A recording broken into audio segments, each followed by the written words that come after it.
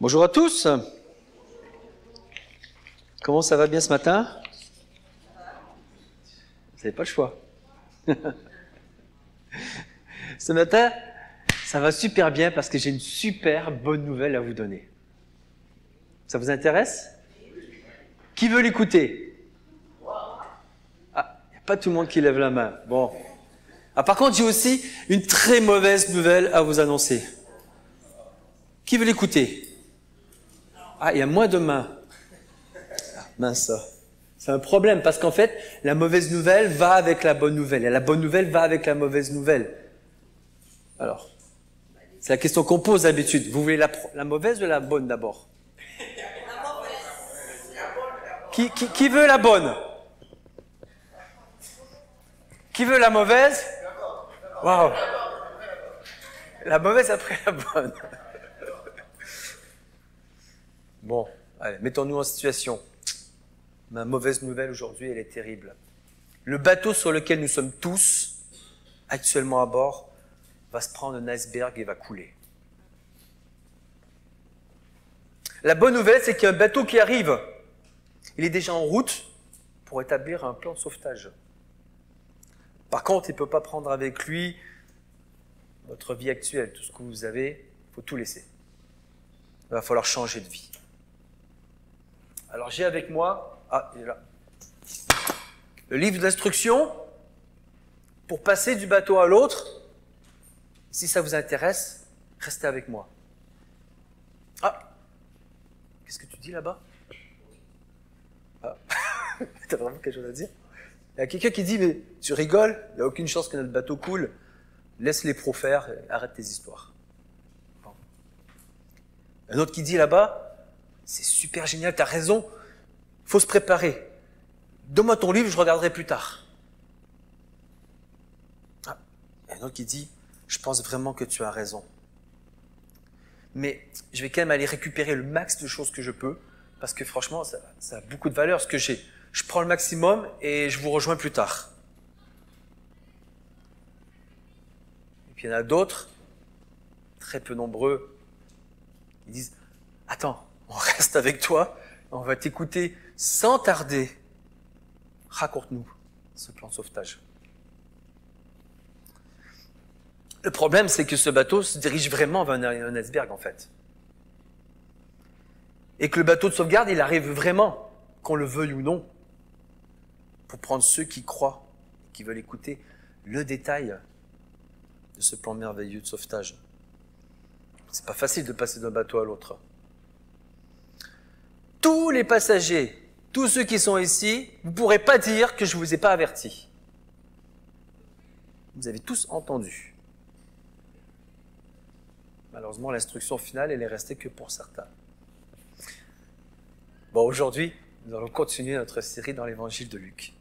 Et on va méditer un passage très connu, une des paraboles les plus connues, qu'on peut appeler pour certains la parabole du semeur, pour d'autres l'appelleraient la parabole des terrains. Et j'aimerais le lire avec vous. C'est en Luc, chapitre 8, verset 1 à 21. Luc chapitre 8, verset 1 à 21. Je vais lire dans la même version que les Bibles qui sont sur vos chaises. Luc 8, verset 1. Quelque temps après, Jésus se rendit dans les villes et les villages pour y proclamer et annoncer la bonne nouvelle du royaume de Dieu. Il était accompagné des 12 et de quelques femmes qu'il avait délivrées d'esprits mauvais et guéries de diverses maladies. Marie, appelée Marie de Magdala, dont il avait chassé 7 démons, Jeanne, la femme de Chuza, administrateur d'Hérode, Suzanne et plusieurs autres, elles assistaient Jésus et ses disciples de leurs biens.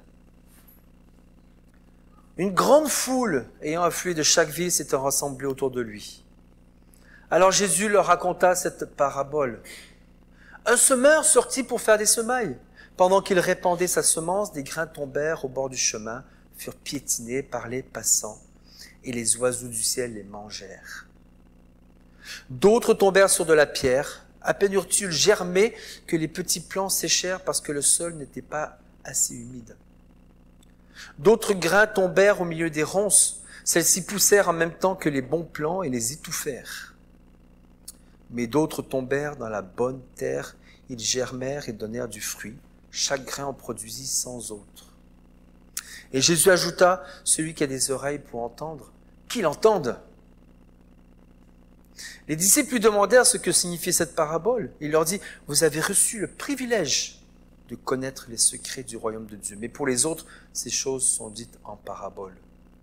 Aussi bien qu'ils regardent, ils ne voient pas. Bien qu'ils entendent, ils ne comprennent pas. Voici donc le sens de cette parabole. La semence, c'est la parole de Dieu. Au bord du chemin, ce sont les personnes qui écoutent la parole. Mais le diable vient l'arracher de leur cœur pour les empêcher de croître et d'être sauvés. Sur de la pierre, ce sont ceux qui entendent la parole et l'acceptent avec joie. Mais comme ils ne la laissent pas prendre racine en eux, leur foi est passagère. Lorsque survient l'épreuve, ils abandonnent tout. La semence tombée au milieu des ronces représente ceux qui ont écouté la parole, mais en qui elle est étouffée par les soucis, les richesses et les plaisirs de la vie, de sorte qu'elle ne donne pas de fruits. Enfin, la semence tombée dans la bonne terre, ce sont ceux qui, ayant écouté la parole, la retiennent dans un cœur honnête et bien disposé. Ils persévèrent et ainsi portent du fruit.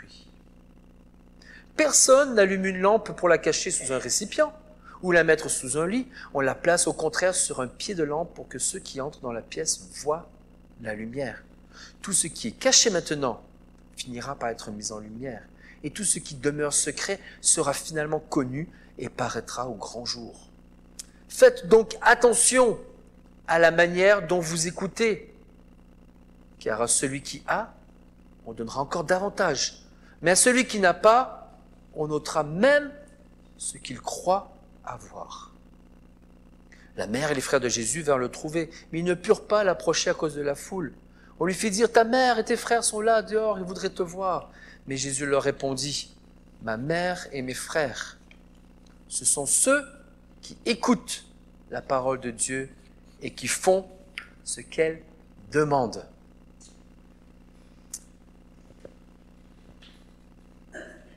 Jésus aussi était dans un grand bateau.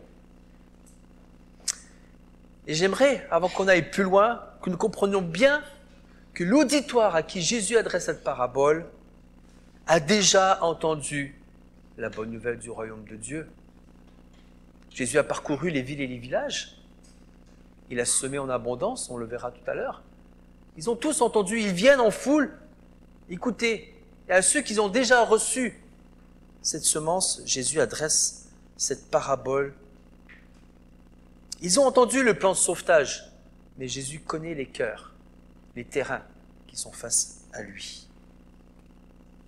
Il est en train de dire, écoutez les instructions et vivez, n'écoutez pas et mourrez. Ce matin, on va voir que Jésus prêche en abondance. Il prêche, il sème en abondance la bonne nouvelle du royaume de Dieu, qui se prépare et dont l'avènement est certain. Il appelle à se repentir, à croire à l'évangile. Ça, c'est la part. Et de l'autre côté, on voit une qualité d'écoute. Plusieurs n'ont pas levé la main tout à l'heure, je vous ai vu. Une qualité d'écoute de sa parole. Cette qualité d'écoute détermine notre destin. Soit on la reçoit avec joie, c'est un plan de sauvetage, on est joyeux de l'entendre et on veut la mettre en pratique en plaçant notre confiance en Jésus, en faisant partie de sa famille. Soit on la rejette et alors un jugement est porté sur nous, un jugement fatal. On se posera la question ce matin, quelle réelle écoute ai-je de la parole de Dieu? Oui, parce que le royaume de Dieu est en marche. Est-ce que j'embarque avec le grand pilote? Le royaume de Dieu est en marche. Jésus, le roi, est parmi eux. Alors Jésus a vu un grand terrain, qui était désert pendant 400 ans. Et Jean-Baptiste est arrivé avant lui. Il est arrivé pour préparer le terrain. il prépare le terrain à recevoir le Messie. Il appelle à la repentance. Et on voit en Luc plusieurs versets, plusieurs passages, où il est écrit que Jean parcourt la région du Jourdain, il appelle à faire baptiser, il appelle à un profond changement, il appelle au pardon des péchés. Il est écrit qu'il accomplit ce que le prophète Ésaïe avait annoncé. On entend la voix de quelqu'un qui crie dans le désert. Préparez le chemin pour le Seigneur, faites-lui des sentiers droits. Toute vallée sera comblée, toute montagne, colline sera abaissée, les voies tortueuses deviendront droites et les chemins rocailleux seront nivelés et tous les hommes verront le salut de Dieu. Jean préparait le terrain, mais il le préparait avec vérité et on va dire qu'il labourait avec un peu de force quand même. Il dit plus loin, parole de Jean, que Dieu tient à sa main sa pelle à vanner pour nettoyer son aire de battage. Il amassera le blé dans son grenier. Et quant à la balle, c'est-à-dire ce qui n'est pas ramassé, il le brûlera dans un feu qui ne s'éteindra jamais. Jean adressait encore beaucoup d'autres recommandations au peuple. Et il lui annonçait la bonne nouvelle de l'Évangile. La bonne nouvelle et la mauvaise nouvelle, l'avertissement. C'était pas un discours qui plaisait aux auditeurs. Et souvent, Jean a dû aller se cacher. Il a même fini emprisonné, bien au contraire. C'était pas une vérité qu'on avait on avait envie d'entendre. Mais c'était le travail préalable à la semence que Jésus allait apporter, la parole de Dieu, de ce royaume. On se dit, mais quel fardeau Jean il avait quand même. Quel fardeau de devoir porter et de devoir aller labourer ce terrain. Alors heureusement, le labour appartient à Dieu et la préparation du cœur à recevoir la parole appartient à Dieu. C'est écrit plus loin en Jean que c'est l'action régénératrice et sanctificatrice de Saint-Esprit qui convainc le monde. Il convainc le monde en ce qui concerne le péché, la justice, le jugement. Alors le terrain, c'est bien sûr nos cœurs. Et nos cœurs, qu'est-ce qui peuvent être durs ou tortueux, compliqués. Mais la bonne nouvelle, c'est que l'avènement du royaume de Dieu, il est certain. Vous avez peut-être un doute sur la qualité des cœurs de ce monde, mais il n'y a aucun doute sur l'avènement du royaume. La semence qui est décrite, c'est la parole de Dieu. En Matthieu, il précise en disant que c'est le message de la bonne nouvelle du royaume de Dieu. C'est le message que Jésus ne cesse de porter de ville en village, celui du salut accordé à ceux qui se repentent, qui demandent pardon. C'est le message que Paul va intituler plus tard le message de la réconciliation. Et cette semence, elle est puissante, cette parole, elle est puissante. Et ce matin, j'aimerais redire tout ce qu'on a chanté, mais je ne pourrais pas tout redire. Parce que cette parabole s'adresse d'abord pour l'acceptation dans notre vie du royaume de Dieu. Cette parole est une parole d'abord de salut dans le cœur. On aurait beaucoup de choses à dire sur la parole. Et aujourd'hui, on va voir que d'abord, elle est toute puissante. D'elle-même, elle porte cette bonne nouvelle. Elle a tout le plan de sauvetage en elle. On n'a rien besoin d'ajouter à la parole de Dieu. Rien, elle est parfaite. Il faut tout simplement l'écouter. Voilà la question qu'on posait tout à l'heure. Quelle écoute ai-je de cette parole qui m'est offerte? En Ésaïe est écrit que autant la pluie et la neige descendent du ciel et ne retournent jamais sans avoir arrosé, fécondé. Il dit plus tard, il en sera de même de la parole que j'ai prononcée, ne reviendra jamais vers moi avide sans avoir accompli ce que je désirais et atteint le but que j'ai fixé. Alors le Seigneur, notre Seigneur Jésus, rencontre plein d'obstacles, des oppositions sur la terre et nous allons rencontrer aussi, en tant que croyants, comme disciples, de l'opposition sur la terre. Mais rien n'empêche le royaume de Dieu de s'accomplir et la parole de s'accomplir avec puissance. Cette parole annonce un royaume d'amour, l'amour de Dieu. Et Jésus l'a montré par ses actes. Ce sont des valeurs d'un autre monde et non les valeurs de ce monde. Non les valeurs de ce qui est en apparence, mais des valeurs d'amour qui conduisent à la générosité, le service, la paix, le pardon, la piété, qui rejettent l'hypocrisie religieuse. Et Jésus est venu pour ouvrir les yeux, délivrer les captifs, les opprimés et les amener de valeurs à d'autres valeurs, les valeurs du royaume de Dieu. Il a été rejeté pour cela. Et c'est ce qu'on a lu dans tous les chapitres précédents. On a lu le rapport entre Jésus et les autres. La capacité de toutes ces personnes qu'il rencontre, comme la semaine dernière, on a vu la femme pécheresse, on a vu Simon, le pharisien. Et chacun réagit différemment à la parole de Dieu. Mais la parole de Dieu est puissante. La capacité d'écoute du cœur ne dépend pas de la puissance de la parole de Dieu. La capacité d'écoute du cœur dépend de la qualité du terrain, de la qualité de notre cœur. Samuel m'a rappelé quelque chose cette semaine et j'étais joyeux. La parole de Dieu dans vos cœurs ne dépend pas de la qualité de mon message ce matin. Heureusement, elle dépend de la qualité de vos cœurs à la recevoir, à accepter cette parole, à vouloir, à désirer aller plus loin. L'enseignant de MacArthur a dit, lorsque nous annonçons l'évangile ou enseignons la parole de Dieu à notre prochain ou à nos bien-aimés, le résultat sera toujours conforme à la condition du cœur de nos auditeurs. La réussite ou l'échec ne dépendent pas de notre compétence de semeur.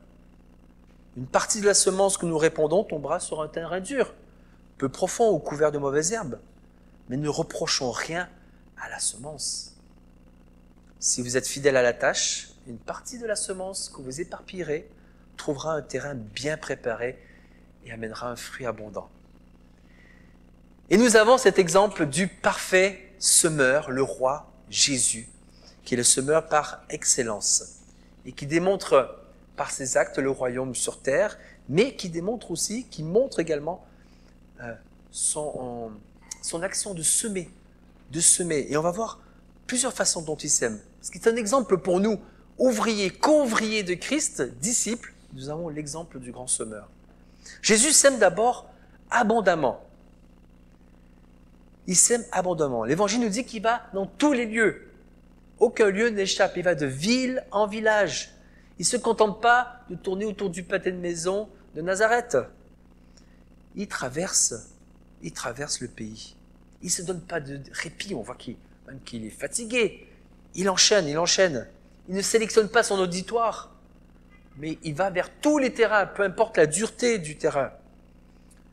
On a vu toutes ces belles rencontres dans tous les chapitres qu'on a étudiés en Luc. On a vu des gens comme Siméon, joyeux, qui disent « Waouh, c'est la lumière pour éclairer les nations ». On a vu des gens émerveillés, mais interrogatifs, comme peut-être sa mère, Marie ou Joseph. On a vu des cœurs repentants, prêts à tout laisser pour le suivre, comme Simon-Pierre, comme Matthieu, le collecteur d'impôts, qui était honteux au vu des Israélites, ou la femme pécheresse de la semaine dernière, à qui la foi l'a amené au salut et à la paix. Puis on a vu aussi des cœurs durs, rebelles. On a vu ces Hébreux Nazareth que citait tout à l'heure notre frère Johnny, qui entendant, ont écouté. Tous écoutent. Et en écoutant la parole que Jésus prononçait, ont voulu tuer Jésus. Puis on voit au fur et à mesure ces chefs religieux qui montent en puissance dans la colère, dans la haine, parce que Jésus remet en question leur autorité. Jésus sème abondamment, partout. Il sème. Vous voyez comment le semeur, à l'époque, alors hier, je vais regarder un peu comment c'est semé à côté, dans le champ d'à côté de chez moi. Ah ben, ça n'a rien à voir. Hein. Là, c'est de l'industriel. La semence, elle est alignée. À côté, c'est mauvais. À côté, c'est le sentier. J'ai cherché des graines sur le sentier, j'en ai trouvé aucune. Même pas une photo à vous donner. Bon. Mais à l'époque, le semeur, il se baladait et il prenait dans son sac et il jetait. Donc il n'allait pas le long du sentier aligné et droit. Il jetait. Une partie allait dans parfois des mauvaises terres, une partie allait sur le chemin, une partie allait dans la bonne terre, une partie allait sur des des endroits un peu rocailleux. Voilà comme l'abondance. Mais là, il se met en abondance pour que le maximum de grains puisse aussi prendre la bonne terre et se élever. Jésus sème abondamment. Jésus sème avec un objectif clair. Il prêche la bonne nouvelle de l'évangile qui vient de Dieu. Parfois, on est compliqué, même dans ce qu'on veut expliquer de la bonne nouvelle. Jésus, il est clair, il est simple, il annonce la bonne nouvelle de l'évangile. Son message, il est simple, il est direct. Son message est aussi urgent. Il y a 2000 ans, son message était urgent. Le message est encore urgent aujourd'hui.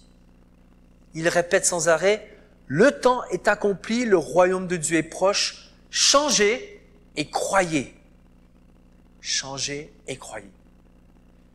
C'est vrai que j'ai regardé dans les évangiles, à gauche, à droite, le message de Jésus. Le message de Jésus est tellement simple. Changez et croyez. C'est vrai qu'on a tendance à compliquer le message simple de l'évangile. Jésus a aussi un appel pour son auditoire. Il ne prêche pas simplement un petit message pour que son auditoire vienne, comme parfois on le fait à l'église, et reparte.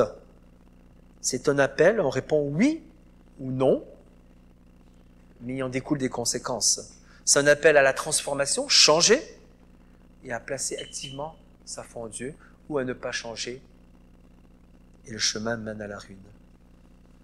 Et enfin, Jésus, à travers toute sa prédiction, ses actions, montre une autorité.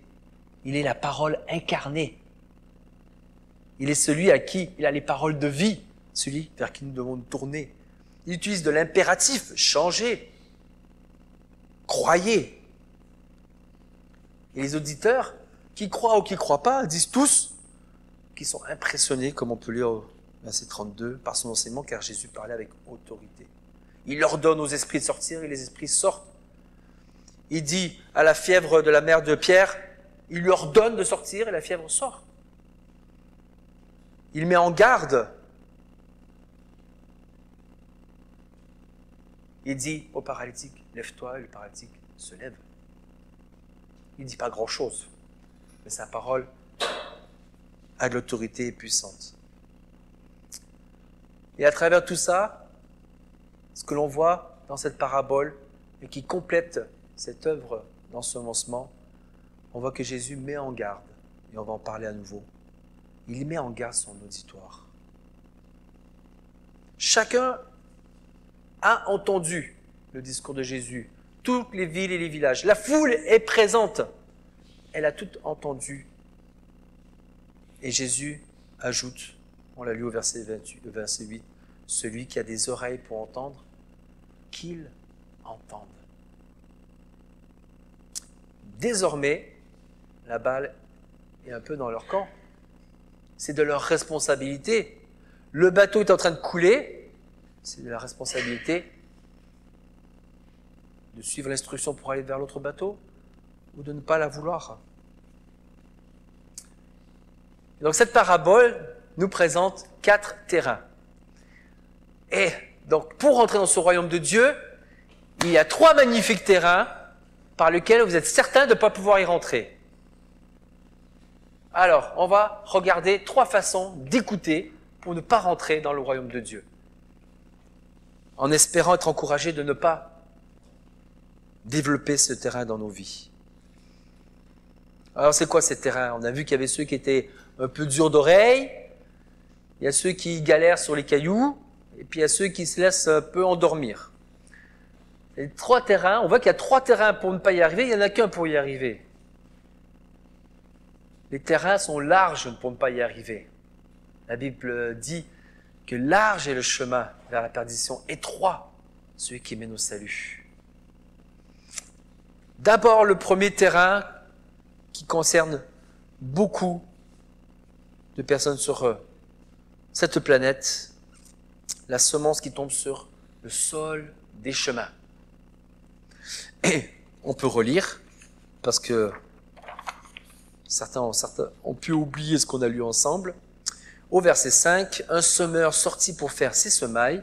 Pendant qu'il répandait sa semence, des grains tombèrent au bord du chemin, furent piétinés par les passants et les oiseaux du ciel les mangèrent.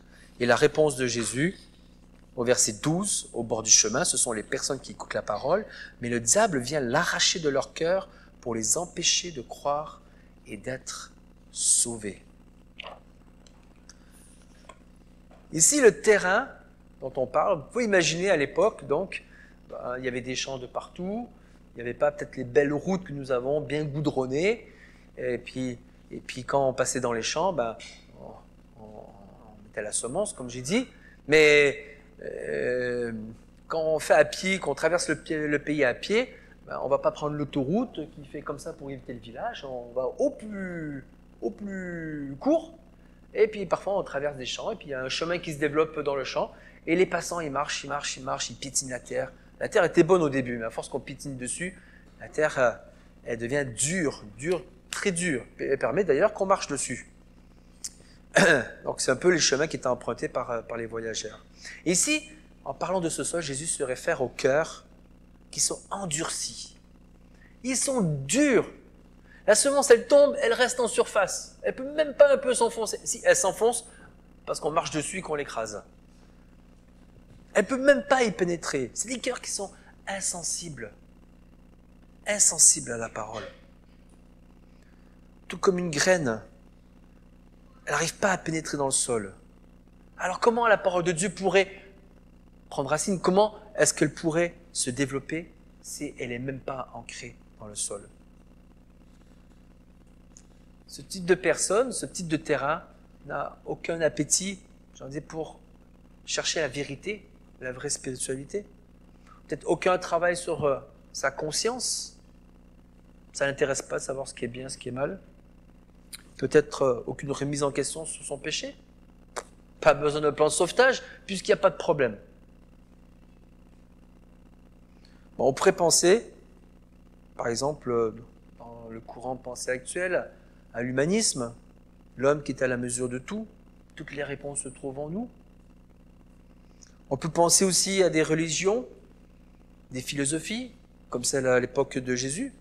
C'est des hommes et des femmes qui veulent soit garder peut-être leur pouvoir, leur mainmise dans des groupes, soit qui sont convaincus dans leurs fausses croyances. Ils ne veulent pas de ce message de l'Évangile. Ils refusent même tout contact. La parole de Dieu, elle reste à distance. Voilà le type de terrain. Le type de terrain qu'on trouve chez les pharisiens, notamment. Le cœur qui est dur, aveugle, incapable de même entrevoir ce qui se passe dans cette semence du royaume de Dieu à venir. Par ailleurs aussi, on voit des oiseaux qui viennent picorer les graines. Il faut faire attention à l'interprétation de cela, mais ce qu'on voit en tout cas, c'est qu'il y a un combat spirituel. Alors, le diable, il rôde, il cherche qui il va dévorer, décrit ailleurs dans la Bible. Et ici, sous forme d'oiseau, eh bien, la semence, elle n'a même pas le temps d'être peut-être même écrasée par un pied que déjà l'oiseau est venu l'avaler. Hop, elle a disparu. Mais en fait, ici, on voit que les oiseaux règnent sur le chemin. Le diable règne sur ce chemin dur. Mais si la terre, elle est dure, c'est pas parce que l'oiseau est venu manger la semence. C'est parce qu'elle a été piétinée, parce que le cœur est endurci avant tout. C'est vrai qu'il y a plein de subterfuges que le diable va utiliser pour endurcir nos cœurs, mais c'est d'abord notre chair qui est attirée par ces choses, par des faux raisonnements, des fausses philosophies, religions, par les idoles humaines, par des addictions, des amours mal placés. On se dit, mais qu'est-ce que je peux faire avec ça? En tout cas, en tant que chrétien, nous sommes appelés à prier pour que Dieu délivre de toutes ces addictions, cette servitude, ceux qui ont le cœur dur. Dur comme Pharaon pouvait l'avoir. Un autre terrain, c'est le terrain pierreux. La semence est jetée sur le terrain pierreux. On peut lire au verset 6, « D'autres tombèrent sur de la pierre, à peine eurent-ils germé que les petits plants séchèrent parce que le sol n'était pas assez humide. Et l'interprétation de Jésus, au verset 13, sur de la pierre, ce sont ceux qui entendent la parole et l'acceptent avec joie, mais comme ils ne la laissent pas prendre racine en eux, leur foi est passagère. Lorsque survient l'épreuve, ils abandonnent tout. Et Matthieu précise que lorsqu'il viennent des difficultés à cause de la parole, ils abandonnent tout. Il faut s'imaginer, là, cette semence qui a été jetée sur, par exemple, un petit centimètre de terre. Et en dessous, c'est des cailloux. Alors, sur 1 centimètre, la semence, elle a le temps de commencer à s'ouvrir, de commencer une petite tige. Mais dès que le soleil tape un peu, la terre, elle sèche. La semence, elle n'a plus d'eau. Elle n'est pas assez profonde pour aller puiser les minéraux et de l'eau. Et elle sèche, elle disparaît. Elle ne reste pas, elle disparaît.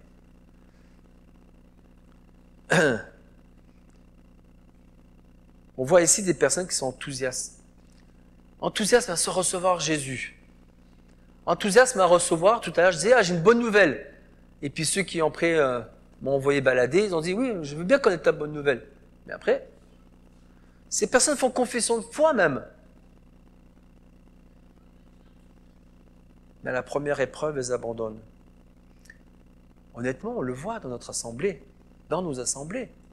J'ai vu dans le passé des personnes qui font confession de foi. Ils confessent le nom de Jésus, ce qui ne veut pas dire qu'ils ont le salut. Ils confessent, ils vont même aller jusqu'à se faire baptiser. Et première épreuve, ils disparaissent. On a accompagné parfois des gens jusqu'au baptême dans notre église. Avec joie, avec parfois souffrance. Et après, on ne sait pas pourquoi. Disparition.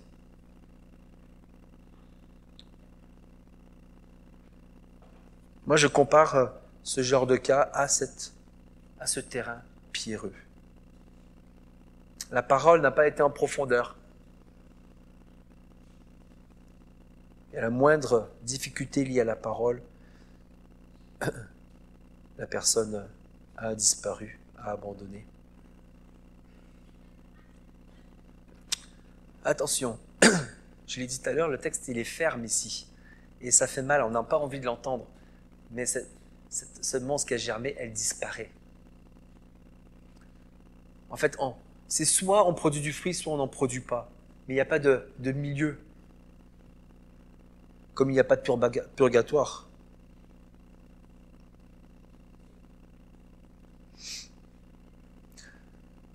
D'autres vivent cette joie à travers les autres croyants. Parfois, parmi nous, ils vivent la joie du royaume de Dieu, ils y goûtent, ils la regardent, mais elle n'est pas profonde. Ils la voient, mais, comme dirait un frère, la spiritualité chrétienne est une spiritualité d'écoute de la parole. Ça ne suffit pas de vivre cette joie commune. Si on appartient, si on se dit disciple de Christ, on écoute le Seigneur Jésus et notre spiritualité repose sur la parole de Dieu. On va puiser la volonté de Dieu dans sa parole. On y prend goût, on a envie d'aller plus loin, on veut toujours en savoir plus. Et on puise dans la personne de Jésus, pas dans le bonheur commun, mais dans la personne de Jésus.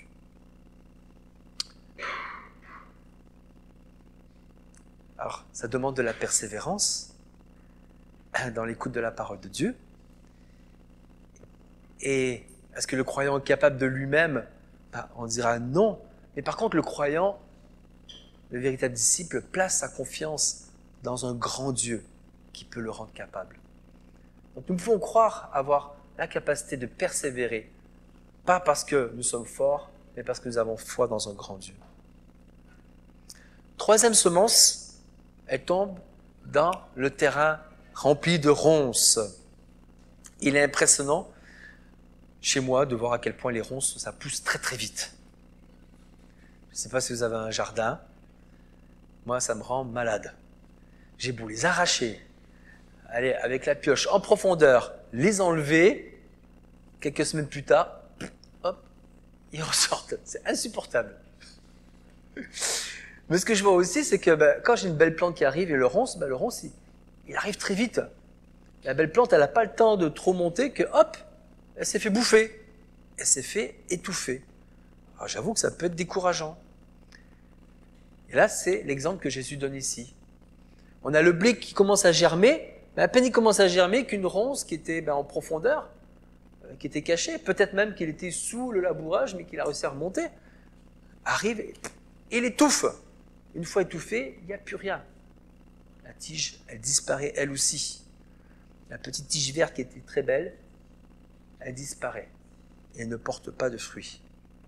Ici, ce cœur, ce terrain, ce sont, on pourrait dire, les amis du monde. Des gens qui désirent le salut, ils désirent ce grand plan de sauvetage, ils reconnaissent la valeur de l'évangile, mais ils vont quand même préférer leur bien-être, ils vont préférer les valeurs de ce royaume sur terre plutôt que les valeurs du royaume de Dieu. Ils vont être étouffés, comme on a lu, par les soucis, les richesses et le plaisir de la vie, de sorte qu'ils ne donnent pas de fruits. Encore une fois, la spiritualité chrétienne s'appuie sur l'écoute de la parole. Le meilleur remède pour chasser toutes ces choses de ce monde est simplement de s'attacher à la parole, de la laisser agir. Nous sommes tous tentés, nous sommes tous pécheurs. Mais nous devons persévérer. Sinon, ça conduit à la ruine. Voilà 3 terrains. 3 terrains. Et Dieu, Jésus, nous donne un avertissement. Aucun de ces terrains ne porte de fruits. Au verset 10, Jésus a dit, « Vous avez reçu le privilège de connaître les secrets du royaume de Dieu. » Il parle aux disciples. Mais pour les autres, ces choses sont dites en paraboles. Et Matthieu, dans l'évangile de Matthieu, il va encore plus loin et dit qu'on donnera en abondance à celui qui connaît le mystère et celui qui croit avoir n'aura rien du tout, comme on l'a lu plus tard dans la parabole de la lampe. Et Jésus continue, il dit, « Ainsi, bien qu'ils regardent, mais ils ne voient pas. Ils entendent, mais ils ne comprennent pas. » Jésus laisse les cœurs, ces terrains endurcis. Et ici, c'est un acte de jugement. Un acte de jugement, de les maintenir dans les ténèbres qu'ils ont préférées à la lumière qui était juste devant eux. Christ le roi est devant eux, mais ils ont préféré les ténèbres. Alors c'est dur à entendre. Ce passage, quand on parle de « ils regardent, ils ne voient pas, ils entendent, ils ne comprennent pas », fait référence à Ésaïe chapitre 6. Et Ésaïe chapitre 6, vous connaissez bien, là, quand Ésaïe, Dieu, il dit « Malheur à moi, j'ai péché ». Et Dieu lui dit « Qui je pourrais envoyer? Envoie-moi ». Et Dieu lui révèle qu'Israël, jusqu'au dernier, sera anéanti. Mais il y a un espoir à la fin. Une sainte postérité renaîtra de ce peuple, de cette souche qui sera abattue, de cette souche qui reste, une sainte postérité renaîtra. Pourquoi Jésus parle en parabole? En fait, dans d'autres évangiles, on voit que cette parabole du semeur ou des terrains est une parabole du royaume de Dieu qui fait partie d'un ensemble de plusieurs paraboles du royaume de Dieu. Vous connaissez la parabole du blé de l'ivraie. Le blé et l'ivraie poussent en même temps, et puis on dit non, on va pas couper l'ivraie de peur d'enlever le blé, parce qu'au début ils ont la même apparence, mais à la fin on arrive à les reconnaître à leurs fruits. Le blé on le maintient et l'ivraie il est jeté au feu. On connaît aussi l'exemple du grain de sénévré. On connaît l'exemple, la parabole du trésor caché. Quand on trouve un trésor incroyable, s'il n'est pas sur notre terrain, on donne tout ce qu'on a pour acheter le terrain et pour avoir ce trésor qui nous appartienne. Quand on trouve une perle de grand prix, que la personne en face de nous ne savait pas qu'elle était de grand prix, on est prêt à tout vendre pour l'acheter et avoir quelque chose qui est exceptionnel. En fait, toutes ces paraboles montrent que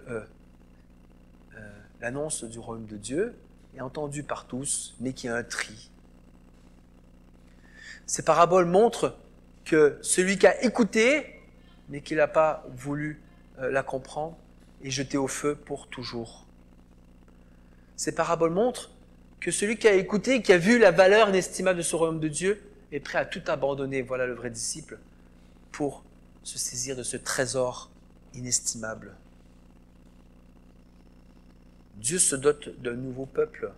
Est-ce qu'on en fait partie de cette famille? Nous devons faire notre choix en conséquence de cause. Il n'y a pas de demi-mesure. Soit le terrain est large, soit il est étroit. Soit il mène à la perdition, soit il mène au salut. Ceux qui écoutent, ce sont ceux qui veulent aller plus loin, en savoir plus sur la parole de Dieu. Et donc Jésus a raconté ces paraboles à des gens qui avaient déjà entendu le royaume, l'évangile, l'annonce du royaume de Dieu, à des gens dont certains,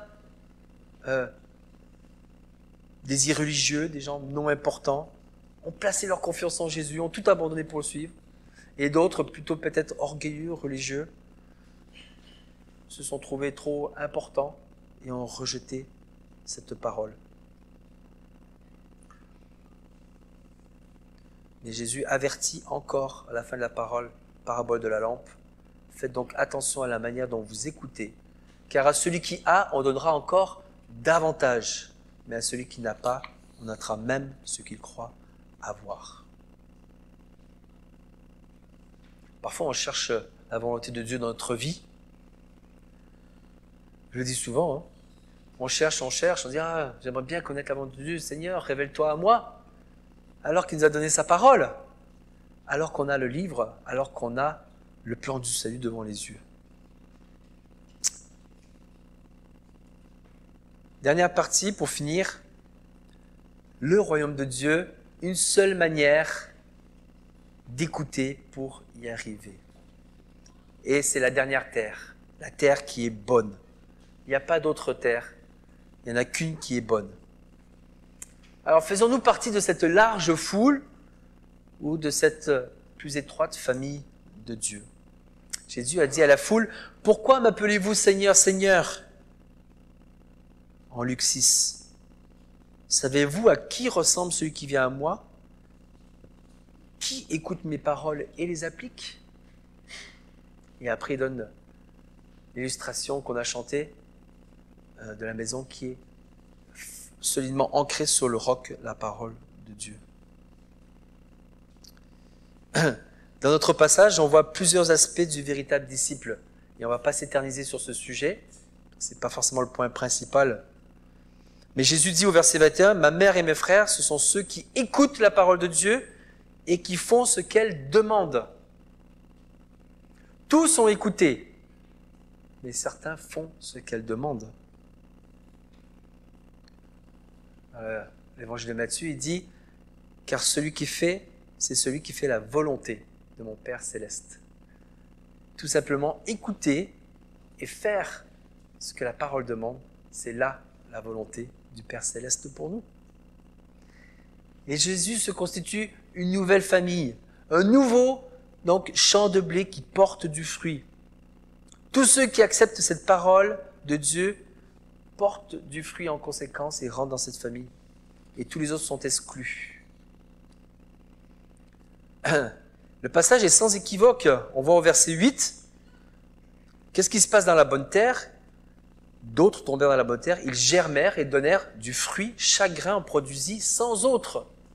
100 autres. Alors j'avais du mal un peu à quantifier ce que c'est 100. Et j'ai eu un commentateur qui a dit qu'un rapport de 10 pour 1 était une bonne récolte. Alors imaginez 100, c'est juste en abondance. Et dans d'autres évangiles, on va même jusqu'à dire 30. On se dira 30, 60, 100. Mais 30, c'est déjà de l'abondance. Le chrétien véritable porte du fruit en abondance. Sinon, il peut se poser la question de dans quel terrain il est. Et recevoir la parole, on l'a lu tout à l'heure, elle amène forcément à accomplir la volonté de Dieu. Donc, la parole de Dieu qui est mise dans le cœur, qui est ensemencée dans la bonne terre, forcément va produire ce que Dieu a voulu.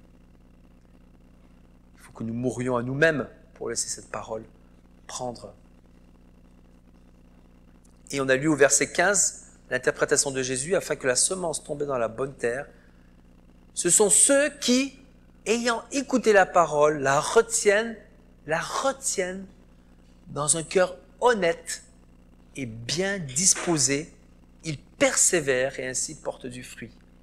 Honnête et bien disposé.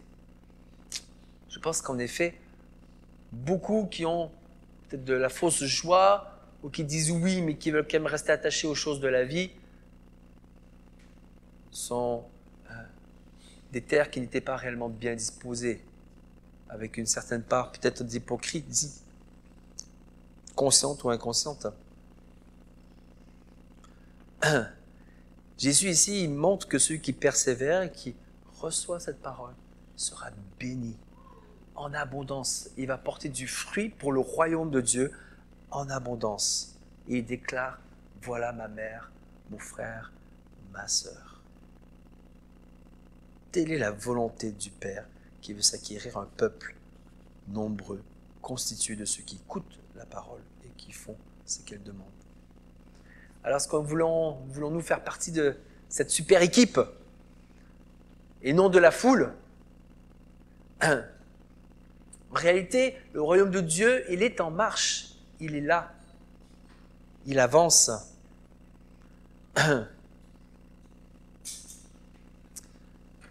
Jésus, même à son époque, il avait mis en marche. Et ce qu'on disait tout à l'heure, il commence déjà à ensemencer de ville en village, accompagné des disciples. Et les disciples représentent les piliers de cette nouvelle nation, cette sainte semence. Et plus tard, remplis du Saint-Esprit, ils seront envoyés par Jésus avec autorité pour prêcher, pour délivrer. Et c'est pour ça que dans la parabole qu'on a lue de la lampe, il est écrit que toutes choses sont peut-être cachées, mais toutes choses finiront par être révélées. Parce que Dieu utilise son Église pour révéler toutes choses dans ce monde et pour toutes les générations à venir. Voulons-nous faire partie de cette grande équipe, de cette Église qui va proclamer de génération en génération, instruire sur plusieurs générations, ancrer en profondeur dans nos enfants, pour les enfants de nos enfants, pour les enfants des enfants de nos enfants, cette belle semence vraiment profonde qui va porter un grand fruit pour les futures générations. Voilà à quoi nous sommes appelés en tant qu'Église. Et on en reparlera en étudiant le chapitre 9. Et je finirai juste en disant que disciple du Christ, il y a quand même un certain training exigeant pour être transformé et pouvoir passer ensuite ce relais. On doit quand même se laisser cette terre labourer, émonder pour qu'elle croisse. Alors c'est douloureux. Je ne vais pas faire la comparaison parce qu'il faut faire attention avec les paraboles. Hein. Je ne vais pas faire la comparaison avec le tracteur qui vient labourer le terrain, ça fait mal. Mais dans la Bible, on a beaucoup d'exemples du potier qui façonne le pot avec de l'argile. Et qu'est-ce qu'il fait? Il le modèle, il tape dessus. Vous savez, il tape dessus pour enlever toutes les bulles d'air qu'il y aurait dedans, qui ferait casser le vase une fois qu'il est au four. Donc il tape dedans, il le façonne, il le refait, il le défait. Ça fait mal, hein? Si moi je suis un vase d'argile, ça fait mal. Ouais, la terre doit être labourée, c'est pas agréable. L'arbre doit être émondé, coupé. Ça peut faire mal aussi. Le croyant est appelé à courir un marathon. Un marathon, c'est beau qu'on a la victoire, mais c'est quand même douloureux un marathon, non? C'est un sacré défi physique. Le soldat doit se préparer au combat. La préparation est lourde. Le sac, il est lourd. C'est une lutte difficile. Le disciple, en fait, il y a un mot qui dérive de disciple, c'est discipliné. Le disciple est discipliné à écouter et appliquer la parole de Dieu pour accéder à cette maturité spirituelle. Donc il y a un bon combat à mener, mais il faut laisser le divin jardinier s'occuper de notre jardin pour que ça puisse grandir. Et c'est pas forcément dans notre nature. À lire la Bible, il y a des jours, ou même plusieurs jours, parfois pendant des semaines, où c'est contre nature, il y a un combat. On ne sait pas pourquoi, on n'arrive pas à la lire, mais on est appelé à persévérer. C'est pas dans notre nature d'aller parler de l'Évangile, mais on est appelé à semer en abondance. C'est pas dans notre nature peut-être de se lever même le dimanche matin où on aimerait bien faire la grasse mat après une semaine difficile, ou d'aller au groupe de maison le soir après une journée de travail pour entendre la parole de Dieu, plutôt que de rester à la maison mater un film. C'est pas dans notre nature de nous mettre à genoux, prier, alors que nous n'avons pas le temps de tout faire dans une journée. C'est exigeant. Il faut persévérer. Mais avec un cœur honnête et bien disposé, Dieu nous donne les ressources pour y arriver. Donc pour conclure, eh bien vous êtes tous dans le même bateau, tous présents aujourd'hui, et autant du temps de Jésus qu'aujourd'hui, vous avez entendu parler de cette bonne nouvelle du royaume de Dieu et de cet avertissement qui concerne chacun d'entre nous. Le maître de moisson fera le tri entre le blé et l'ivraie. Il engrangera l'un et brûlera l'autre. Que celui qui a des oreilles pour entendre, entende et fasse son choix aux conséquences éternelles. As-tu un doute ce matin sur la qualité de ton terrain? Sur la qualité de ton cœur? N'attends pas. Viens dès maintenant à Jésus. Il a cette parole de vie, cette puissante parole. Viens à lui, écoute-le. Et cela pourra te transformer. Prions.